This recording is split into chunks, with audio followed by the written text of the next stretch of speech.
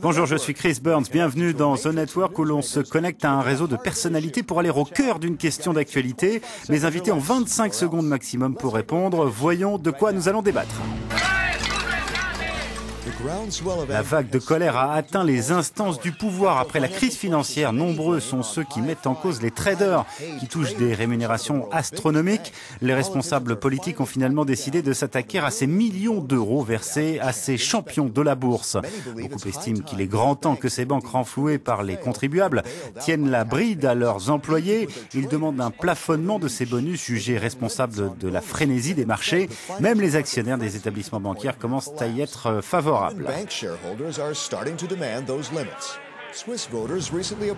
Lors d'un récent référendum, les Suisses se sont prononcés pour une telle mesure, une probable réaction à ces excès qui leur ont coûté de nombreux emplois. Certains réclament aussi une taxe sur les transactions financières pour financer de futurs sauvetages. Mais l'Union européenne peut-elle imposer de telles décisions sans perdre des investissements au profit de ses concurrents? Combien de banquiers talentueux choisiront d'aller s'installer à Singapour?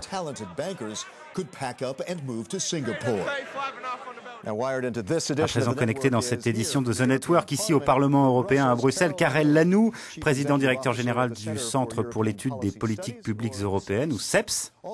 Également depuis le Parlement, Othmar Karas, vice-président du Parlement européen et rapporteur de la législation dont fait partie ce plafonnement des bonus des banquiers. Il est également membre du groupe du PPE. Et puis depuis le bureau d'Euronews à Bruxelles, Guido Ravoet, secrétaire général de la Fédération européenne des banques.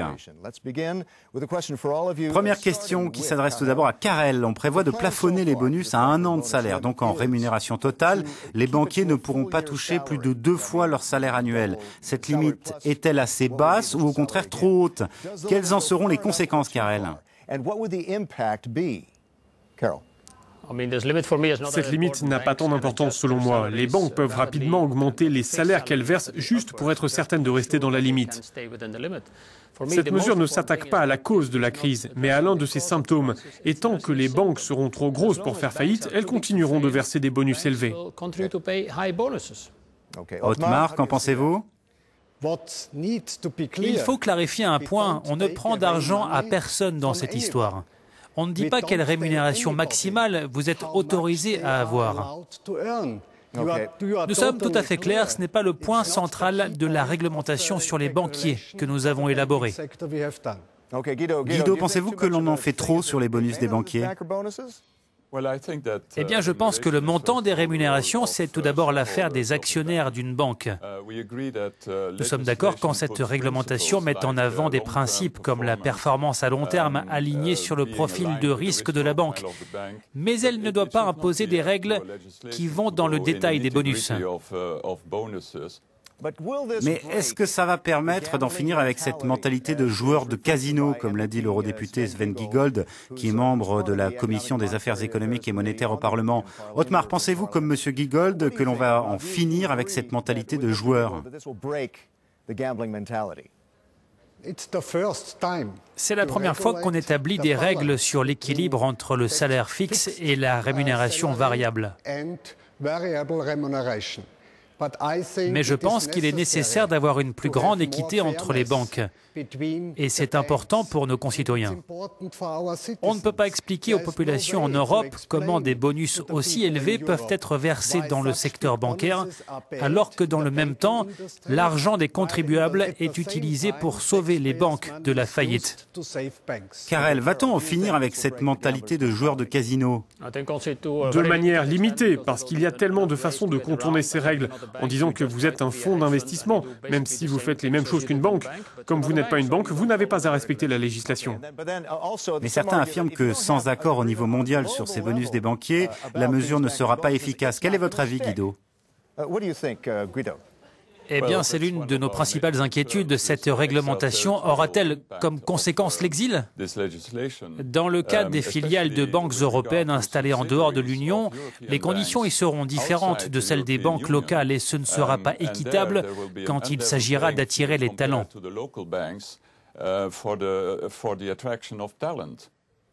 Mais pensez-vous vraiment que les banquiers talentueux vont tous aller s'installer à Singapour, Othmar? Pour moi, les choses sont parfaitement claires. Cette réglementation européenne qui s'applique à toutes les banques dans l'Union européenne et de l'Union européenne doit être l'une des prochaines initiatives de la Commission européenne. Karel, qu'en pensez-vous? Devrait-il y avoir un accord au niveau mondial? Si c'était possible, pourquoi pas, mais je ne vois aucune proposition en ce sens. On peut de toute façon s'interroger sur la possibilité d'appliquer une telle mesure à l'extérieur de l'Union. Si une banque travaille dans un autre pays par le biais d'une succursale ou d'une filiale, l'Union n'a aucun moyen d'imposer un niveau maximum de rémunération sur place. C'est impossible. C'est faux de dire cela. Il n'est pas question ici du niveau de rémunération. Le montant du salaire est fixé par les dirigeants des banques. Le salaire dépend des compétences, de la personnalité et de la fonction. Il est question ici de l'équilibre entre le salaire et la rémunération variable. Guido, pensez-vous que de nombreux banquiers vont s'installer à Singapour à cause de ça? Eh bien, il est certain qu'une partie des activités sera délocalisée. Mais le problème, c'est la concurrence déloyale entre les centres financiers, entre les filiales des banques européennes et les autres banques qui vont se faire la guerre pour attirer les talents. C'est la question clé.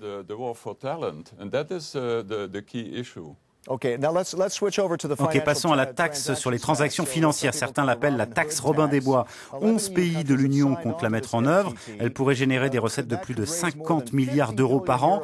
Pensez-vous que ce sera autant et êtes-vous favorable à cette taxe, Otmar? Oui, je figure parmi les partisans de cette taxe, mais je suis pour qu'il y ait d'abord une réglementation mondiale. Dans un deuxième temps, je suis pour une réglementation européenne et dans un troisième temps, pour une réglementation au niveau de la zone euro. 11 États membres qui acceptent pour l'instant de la mettre en place n'est pas assez. Nous devons aller plus loin. Karel, quelle est votre opinion? Je suis contre. Cette taxe n'a aucun sens, certainement pas à 11 et même à 27. Elle serait extrêmement difficile à mettre en œuvre. Et s'il y avait un accord au niveau mondial?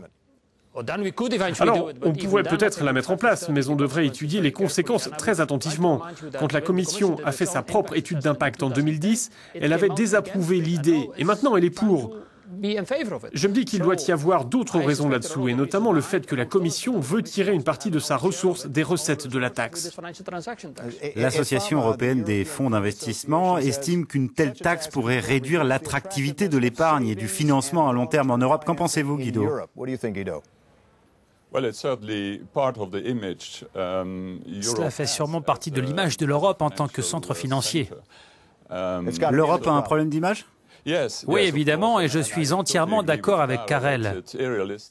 Il est tout à fait irréaliste de penser que les Américains accepteront cette taxe.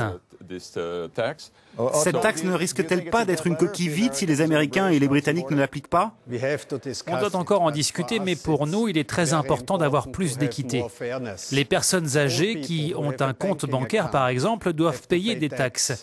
Et donc, on estime que c'est une question d'équité de mettre en place cette taxe sur les transactions financières. Une dernière question très rapidement. Pensez-vous que si l'Union réussissait à faire accepter cette taxe et le plafonnement des bonus des banquiers, cela pourrait donner une raison de plus aux électeurs britanniques de voter pour une sortie de leur pays de l'Union?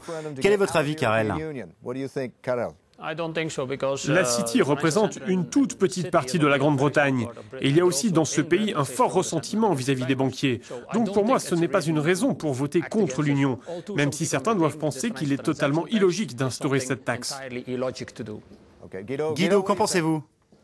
Les Britanniques sont beaucoup plus intéressés par un redressement de l'économie. C'est ça qui sera en jeu, je pense. Et Otmar, risque-t-on de renforcer encore le mécontentement des Britanniques? Je ne pense pas que ce soit là l'essentiel. Le plus important, c'est de stabiliser le secteur bancaire européen. La question centrale, c'est de veiller à la compétitivité de ce secteur.